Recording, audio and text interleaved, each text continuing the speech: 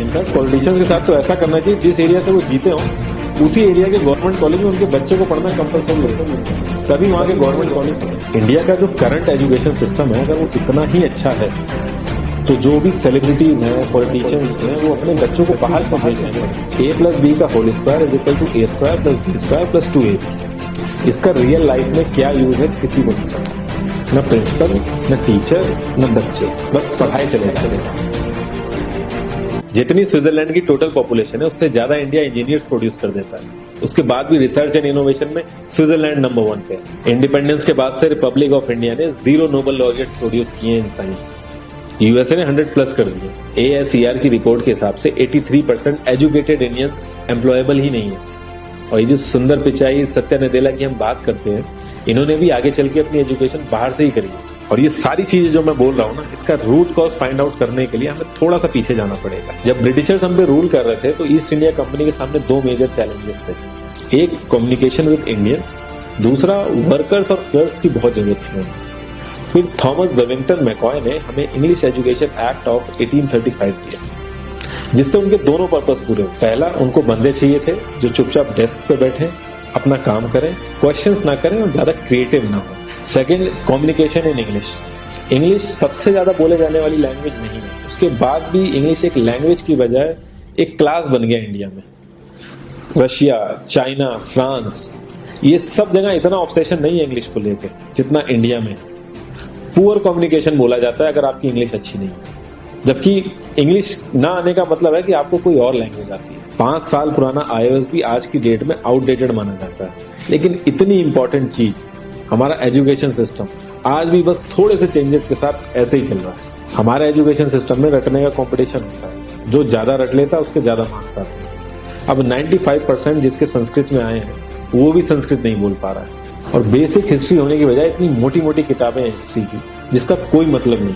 अगर आज की डेट में आपको कुछ भी पता करना, गूगल से पता कर लो, उसके लिए आपको याद करने की जरूरत नहीं इतना कुछ। और ये गवर्नमेंट स्कूल में हर क्लास में इंग्लिश का सब्जेक्ट है। 12-12 साल लगाने के बाद भी लोग इंग्लिश नहीं बोल पा रहे हैं, और बिना किसी बुक को पढ़े 5 साल का बच्चा सीख लेता है, क्योंकि उसको वैसा एनवायरमेंट मिल जाता है। A+B का whole square is equal to A² + B² + 2AB। इसका रियल लाइफ में क्या यूज है किसी को नहीं पता, न प्रिंसिपल, न टीचर, न बच्चे, बस पढ़ाई चले जा रहे हैं। हो सकता है इसका कुछ मतलब हो, लेकिन आप ट्राई करके देखें ना, किसी को नहीं पता।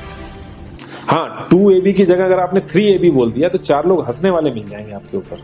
किंडरगार्टन में जो बच्चों को सिखाने के लिए टेक्निक यूज होती है वो लाख गुना अच्छी है कॉलेज की वो रटने वाली टेक्निक से। और जिन बच्चों के बहुत ज्यादा नंबर आते हैं, जो वो छुपा छुपा के एग्जाम में लिखते हैं, आप देखोगे जब वो रियल लाइफ में जाते हैं ना तो ज्यादातर क्रम्बल करते हैं। हर किसी को सेम सिलेबस और सेम चीज सिखाई जाती है बिना उसकी कैपेबिलिटी देखे, और क्रिएटिविटी का तो दूर दूर तक मतलब नहीं होता।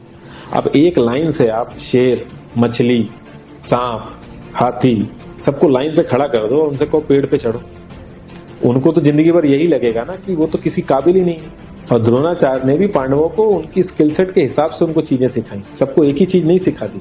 और हमारा एजुकेशन सिस्टम में ज्यादा ऑप्शंस भी नहीं है, सबसे ऊपर साइंस, फिर कॉमर्स, और सबसे नीचे जाके कहीं नंबर आता है आर्ट्स का।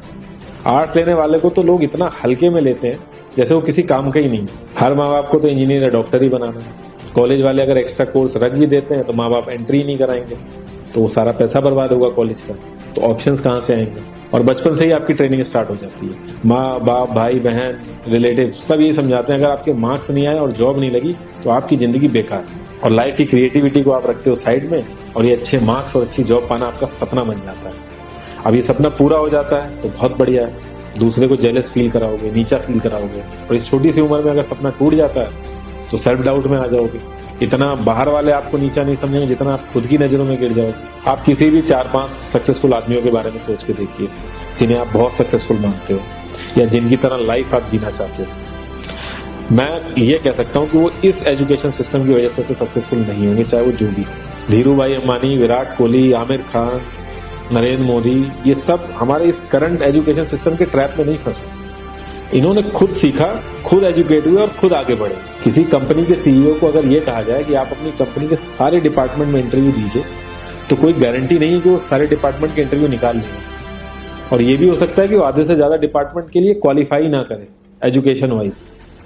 लेकिन वो पूरी कंपनी चला सकता है। तो ये जो एक स्किल है, इसके बारे में बात क्यों नहीं होती? लोग अपनी 25% से ज्यादा जिंदगी इस करंट एजुकेशन सिस्टम में लगा देते हैं ताकि अपने से कम पढ़े लिखे आदमी की कंपनी में जाके उसके सपने पूरे कर सकें। इंडिया का जो करंट एजुकेशन सिस्टम है, अगर वो इतना ही अच्छा है तो जो भी सेलिब्रिटीज हैं, पॉलिटिशियंस हैं, वो अपने बच्चों को बाहर क्यों भेज रहे हैं पढ़ने के लिए? इनफैक्ट पॉलिटिशियंस के साथ तो ऐसा करना चाहिए, जिस एरिया से वो जीते हो उसी एरिया के गवर्नमेंट कॉलेज में उनके बच्चे को पढ़ना कंपलसरी हो जाए, तभी वहां के गवर्नमेंट कॉलेज सुधर सकते हैं। 368 प्यून की जॉब के लिए 1.5 लाख ग्रेजुएट और 24,968 पोस्ट ग्रेजुएट ने अप्लाई किया।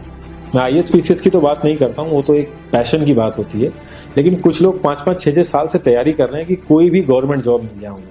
उनसे पूछोगे क्यों ऐसे इतने टाइम से लगे हुए हो, तो वो एक ही चीज बोलेंगे कि जॉब सिक्योर है। मतलब आप काम नहीं भी करोगे तो आपको निकाला नहीं जाएगा। ये सारी कामचोरी वाली बातें माइंड में इसीलिए आती हैं क्योंकि हमारा जो करंट एजुकेशन सिस्टम है वो इतना कॉन्फिडेंस ही नहीं देता है कि हम अपनी स्किल के दम पे कहीं जाके काम करें और हमें निकलने का डर ना हो।